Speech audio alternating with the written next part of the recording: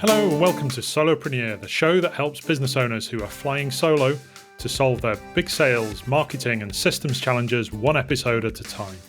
You can watch the video version of this episode at solopreneur.com. I'm Gareth Everson, and on today's episode I'm going to be talking about your most cost-effective first hire into your business.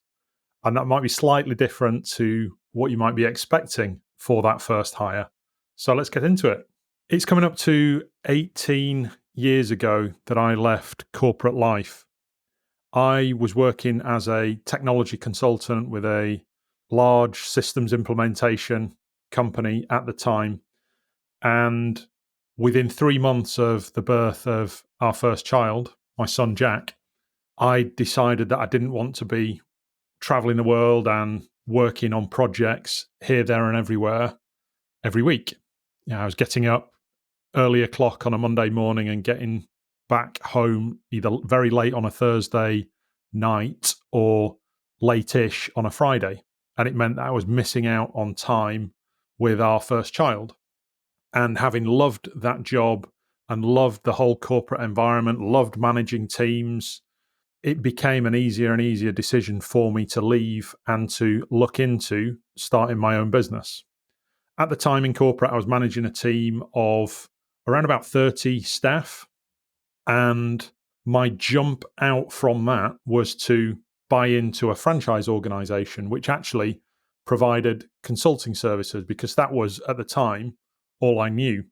But the biggest challenge that I faced when I started my own business, and you might recognize this in yourself if you've come from a corporate background, the biggest challenge for me in those early months and years was that either I wasn't able to get stuff done because I didn't have people to pass on activities that I wanted to achieve to, or I was probably overthinking some of the activities and over hiring help to get stuff done.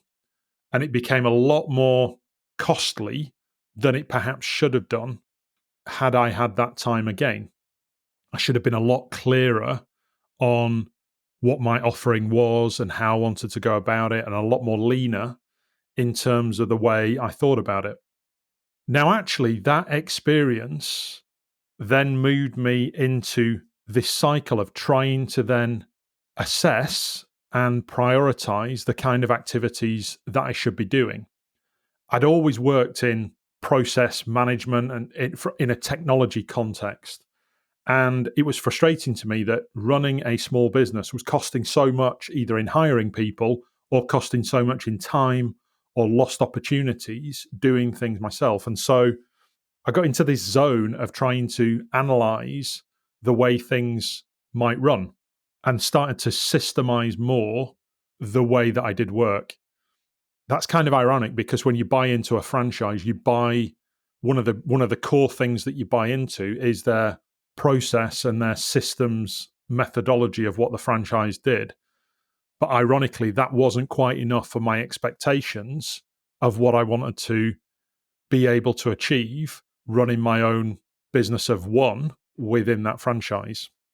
And actually, sometimes it takes that frustration that you have with a particular circumstance, a particular state of affairs, for you to really hone what you're good at.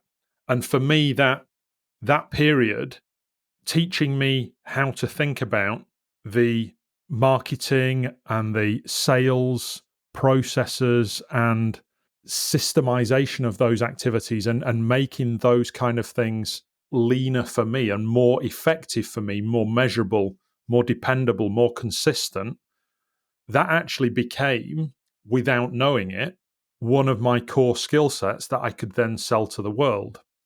And long story short, I was in the franchise for 4 years before realizing, actually, instead of my purpose on this world being to go and be a consultant to organizations that would pay me, pay me money for time, my purpose was more along the lines of, how can I use that process thinking and that systems thinking to be able to help other businesses? And since 2011, I've only ever worked with small businesses to help them to get their processes sorted and to systemize their sales and marketing. So it was through that costly experience that I was able to form and refine something that became a business that I've been able to run for the last 13 years. Now, Jack, my son, is just a few days away now from being 18 years old. And I've really enjoyed over the period of time that I've been helping other businesses to manage their processes and to manage their technology more effectively to do things. I've really enjoyed that period and really enjoyed the wins and the little victories that I've been able to help other clients to achieve.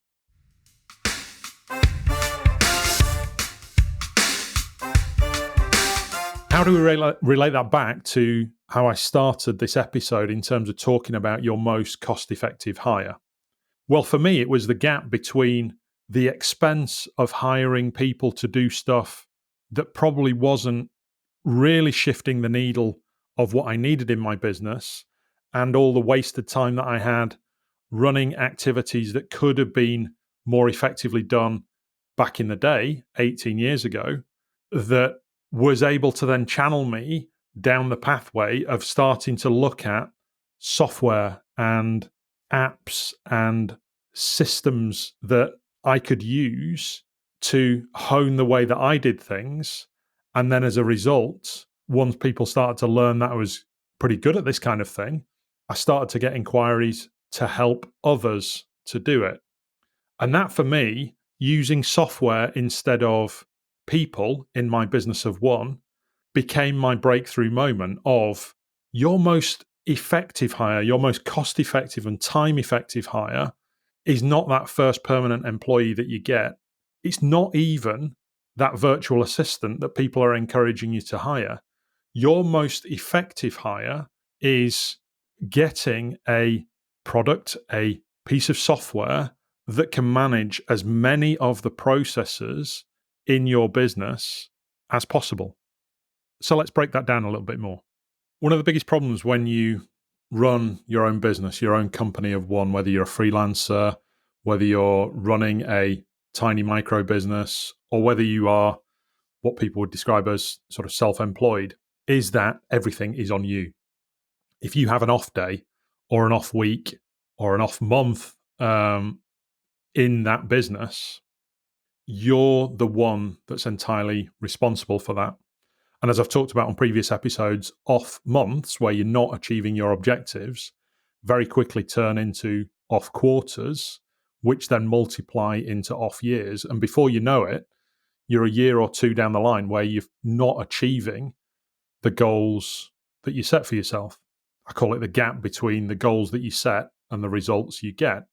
Now, hiring somebody to help you to do that, hiring somebody to help you to manage the business, say a virtual assistant or a first member of staff, perhaps an apprentice, is all very well when you've got those processes and systems that are effective in place.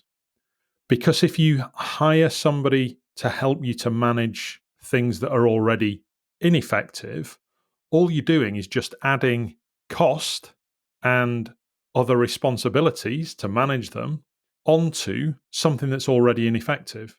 You're doubling up the problem.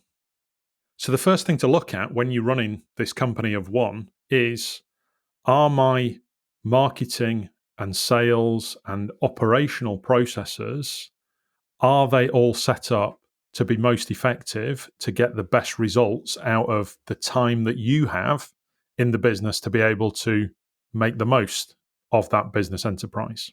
In the last episode, I talked about the 3 types of CRM that you can use in your business. And if you haven't listened to that episode, I'd definitely encourage you to do so.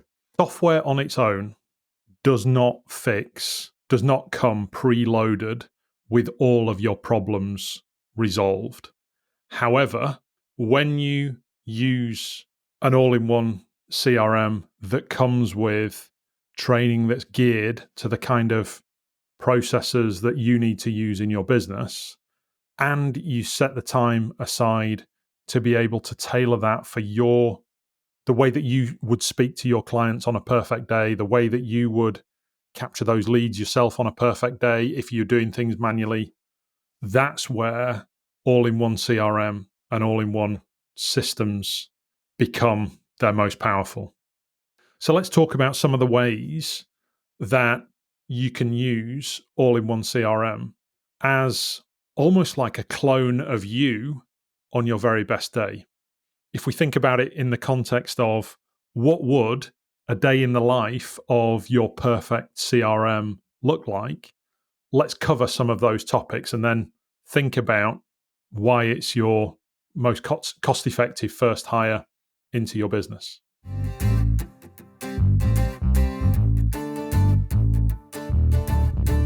So the first thing to say about great processes and systems that are powered at their hub by CRM is that they're always on.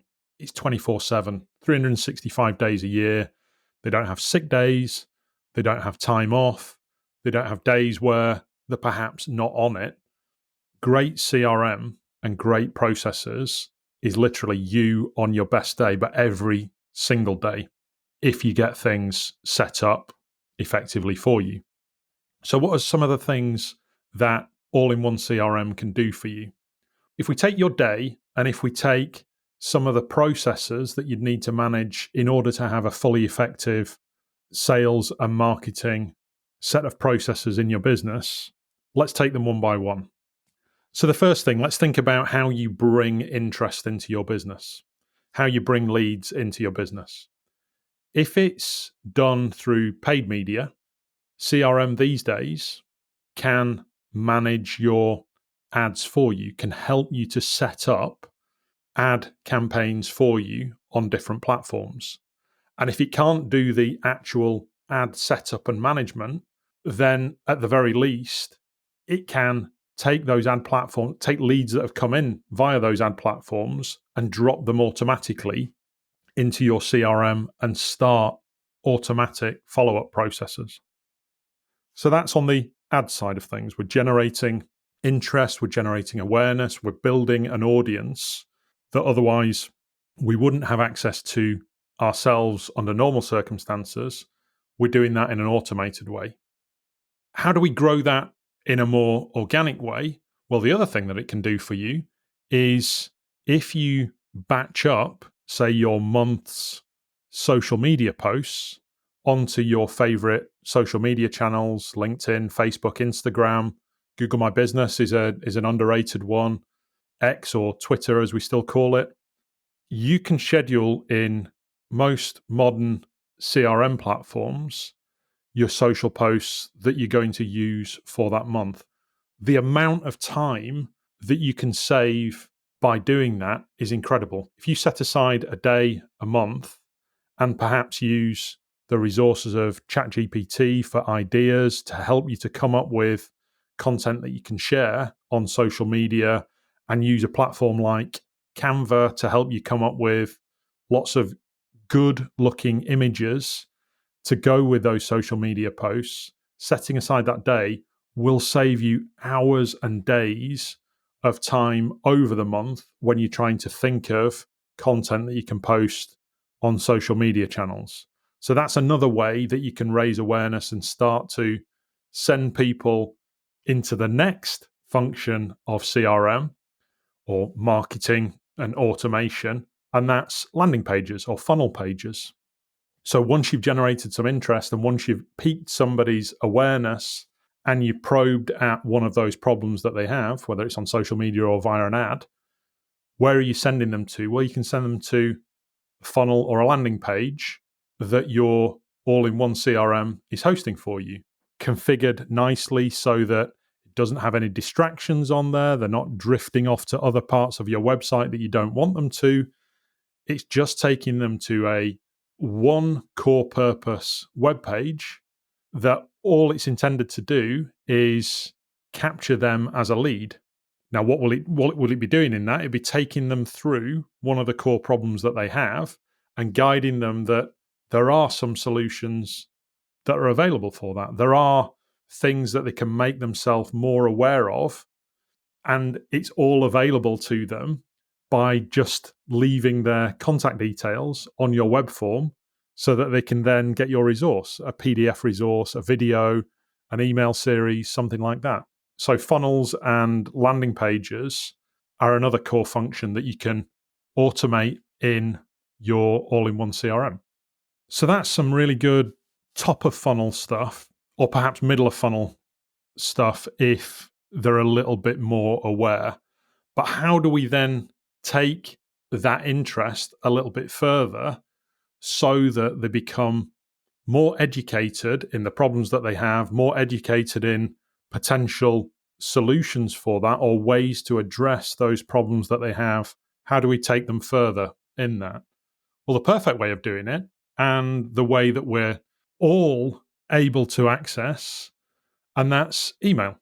Having a great email follow-up and nurture flow with new leads that come into your business is probably the most valuable way of turning initial interest into more qualified, more educated, more understanding interest about A, what their problems are, and B, ways and solutions that they might be able to address those issues. So instead of jumping on calls with people who aren't aware, who aren't qualified to have the conversation with you, and wasting your time and their time, actually perhaps not wasting their time, but perhaps giving them lots of great insights for free, and then them deciding that they don't want to work with you anyway, having a great email nurture sequence primes you to be able to have the conversations with people, have the sales conversations with people at a time that you're ready to have those conversations with them,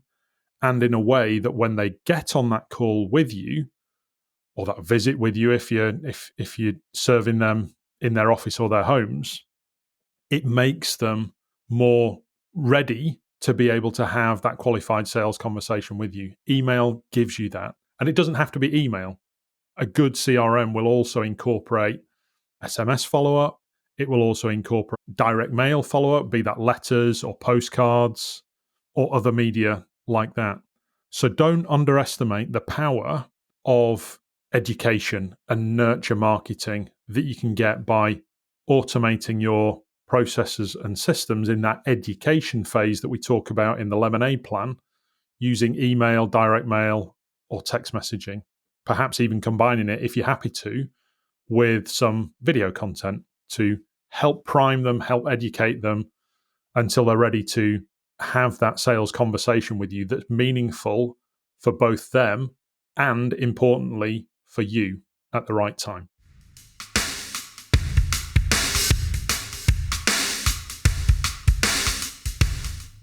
The other thing that it should be able to do for you when you get somebody to that point is have an appointment booking facility. You might be using a product like Calendly or some online booking facility now that allows you to do that.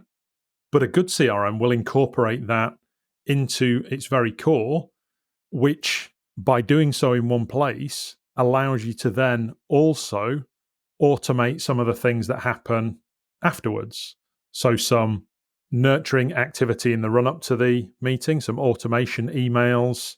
It'll allow you to automatically move somebody into the next step of your sales pipeline that you're managing. And it'll allow you to be able to shape and control when and where people can access you and your time during your week. Don't underestimate the productivity benefits of that. If you can set aside time for yourself to work on your business, many people say do it as the first thing and the number one priority in your day, and then have separate time in your diary that's devoted to new inquiries or new leads, new sales appointments, and separate time in your diary that's devoted to doing the operational side of things, the implementation side of things with your clients. Having that split between those three activities, the working on your business, working with new leads and new sales prospects, and working on the delivery of activities, that will make you so much more productive. And so whilst it's on you to do that, great CRM software allows you to create those boundaries and those rules and those structures in order to do it. So then you're at the stage of having met with them, you've had that sales conversation with them, and because you've been educating them throughout that process, it's a better sales conversation anyway. It's a more tailored one to what you offer. They're clearer on what their problems are and what your offering might be. Coming out of that meeting, CRM can also help you to either send out a good looking proposal that can get signed off, or at the very least, if you don't want to go as formal as that, be able to send out an email summarizing that meeting and summarizing an offer that you're making to somebody. And then, of course, when they like what they see, that your CRM should also be able to help you to take their payments. If they agree to that proposal, or if they click on a link to go through to an order form to hire you, your CRM should be able to link up with whatever your payment mechanism is, be it Stripe, Xero, QuickBooks, whatever it happens to be able to facilitate that digital connection of their commitment to work with you and their payment towards working with you for the first time. So being able to take payments is a really nice way of abstracting you from that awkwardness of asking to get paid or following up when they haven't paid you. Really, really underestimated power in that relieves you of the burden and that awkwardness of going and asking for it or sending them an invoice that comes from exactly the same email address that you've been communicating with them in the run-up to that sales meeting. Then, of course, when they do become clients, and in their mind, if you cast your mind back to earlier episodes on this, that point where they have committed to you and they're becoming a new client is, in many businesses, the worst moment for them in terms of a client's expectations versus the reality. If you've geared yourself up so much to making the sale, but then aren't welcoming your clients on at the same level of consistency and warmth and expectation that they have, that's a huge cliff drop moment in that client's life. So having a nice, consistent, thorough welcome sequence for new clients that are coming on board, be it certainly a thank you email, possibly even some sort of physical mailing as well, a thank you card in the post that you can automate from your CRM. All great ways of welcoming new clients on board and keeping that relationship and that expectation at the same level that it has been throughout that sales process that they've had. Then, of course, what happens when you've delivered the work? So you've been happy that you've covered off all of their needs and requirements. They've been happy with it as well. Perhaps during that process, you've also agreed some sort of upsell or some sort of add-on sale, as we call it in Lemonade Plan. Everybody's happy. You're wrapping up the project, you're wrapping up that activity with the client. How many times in your business when you're running this yourself do you forget to ask for an online review or a referral to somebody else? Having the right systems and processes in place that your CRM is automatically managing for you as you wrap up that piece of work is a great way of turning more of those fantastic sales and client relationships that you've had into positive online endorsements for you by way of, say, Facebook reviews, Google My Business reviews, LinkedIn reviews and recommendations, or nudging that client nice and gently to think about other people who have similar problems to what they had and referring them into your world. Being able to automate that process will really dramatically increase the number of follow-on sales that you make, either from those positive reviews or those recommendations and referrals that come in to your business.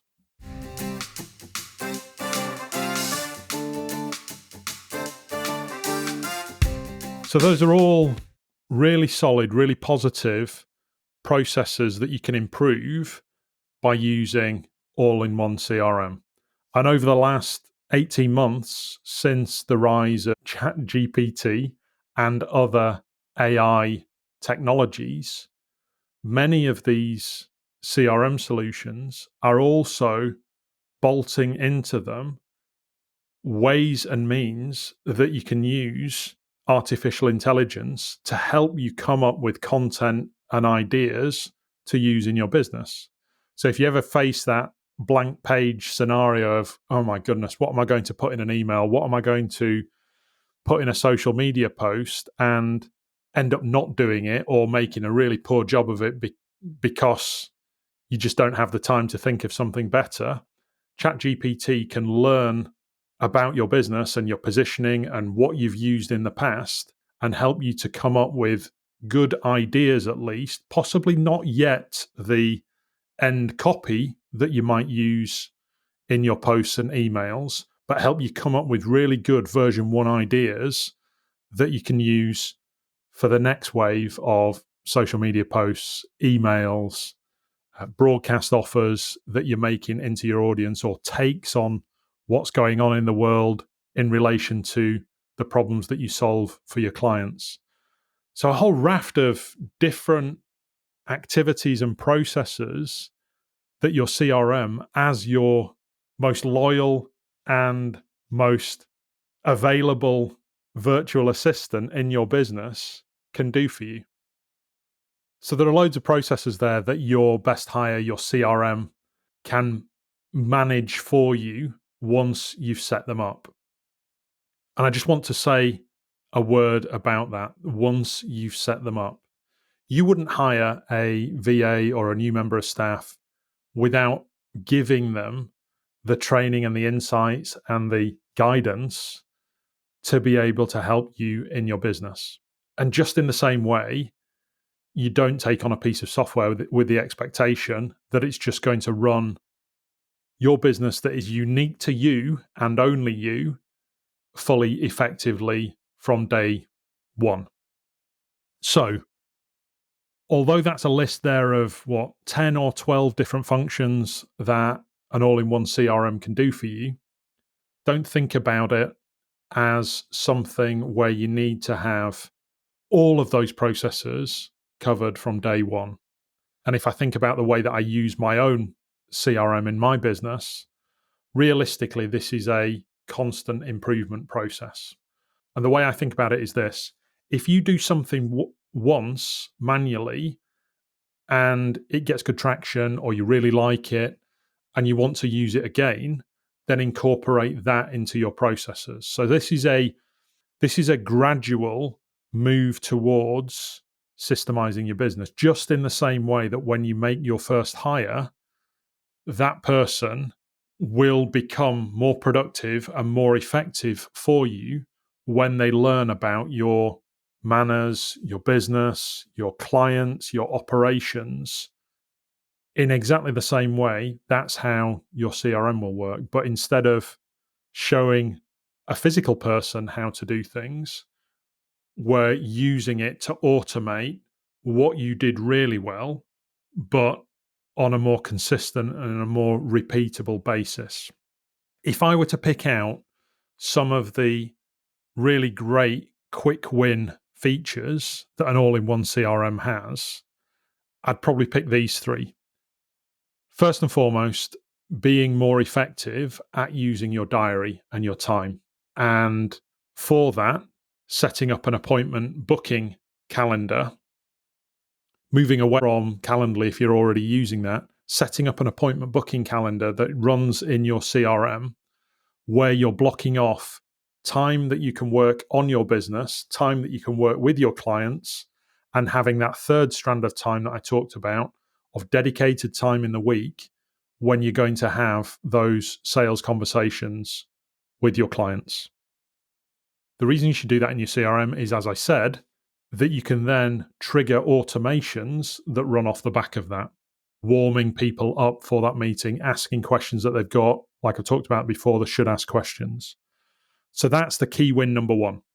Key win number two is saving you time and being more effective at doing your monthly social media posts, batching the preparation and the setup of those social media posts that will go to your favorite platform and perhaps to 2 or 3 other ones where you can start to build up some traction.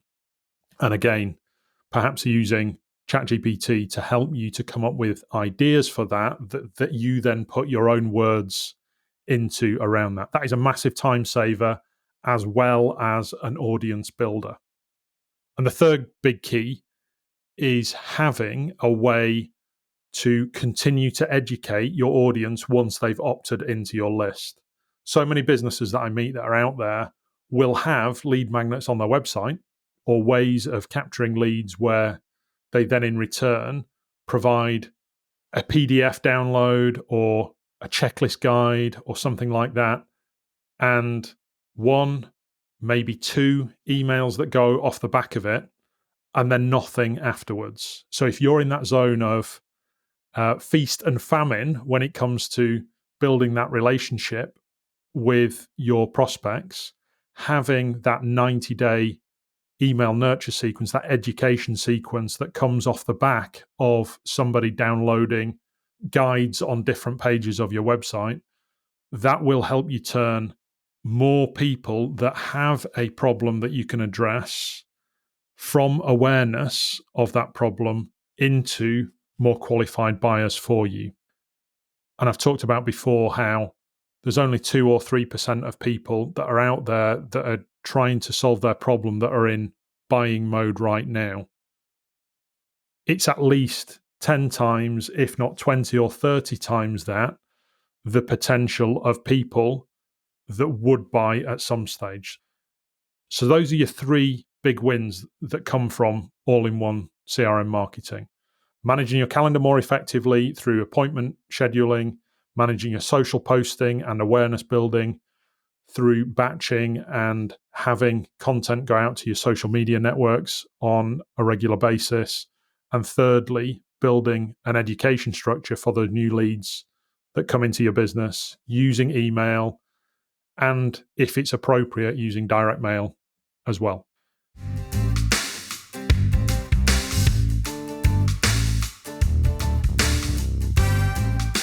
So I hope I've made a case there for CRM or all-in-one CRM being your best first hire into your business. Better than hiring an apprentice, better than hiring a virtual assistant to come in. You probably got one final question with it. So what does all of this cost? What should I be budgeting for this all-in-one CRM solution? There are CRMs that are out there that you can literally get for free that probably don't do anywhere near any of these processes that I've talked about. For a good all-in-one CRM solution, you should be budgeting something like £2,000 a year, maybe a little bit more, or £200 a month for those services. How does that compare to, say, a virtual assistant or a hire into your business? Well, as I record this, the minimum wage in the UK for employees is £11.44 an hour. I had to Google that because I'm a company of one. £11.44 it will cost you per hour to hire your first member of staff at minimum wage. And you're probably not going to hire somebody at minimum wage because at minimum wage, they probably don't have the experience or expertise to be able to properly help you. But let's take that by way of an example. Contrast that to breaking down the costs of, if it's £2,000 a year for CRM, that works out at just £5.48 per day for a 24-hour day where they're working at those activities, or 23 pence per hour. The difference is really stark. If I can't convince you by process management, then at least consider the cost benefits of having a really good quality all-in-one CRM that allows you to start being more effective and being the better version of yourself and showing up as that better version of yourself more consistently and more regularly. Because I'm almost certain that in almost any circumstances, this is probably the biggest difference between you not hitting your goals that you set for yourself and you being more on a path to be able to do that. So give it some thought. Give some thought to all-in-one CRM. If you want to get in touch and have a conversation about it, You can find my contact details on the solopreneur.com website. And if you'd like to digest some of the resources from this episode, you can go to solopreneur.com/EP22, and you'll be able to see some notes around the benefits of all-in-one CRM as your first hire into your business. Thanks for listening to this episode of the Solopreneur Podcast. Remember that what we learned today builds more value if there's a plan to take action on it tomorrow. So head to solopreneur.com and check out our growing community of action takers and all the training and software that you need to build a scalable business without breaking the bank. And if you value the show, please help others to discover it too by leaving us a review wherever you get your podcasts, or by sharing a link to an episode on LinkedIn or wherever your finger does its scrolling.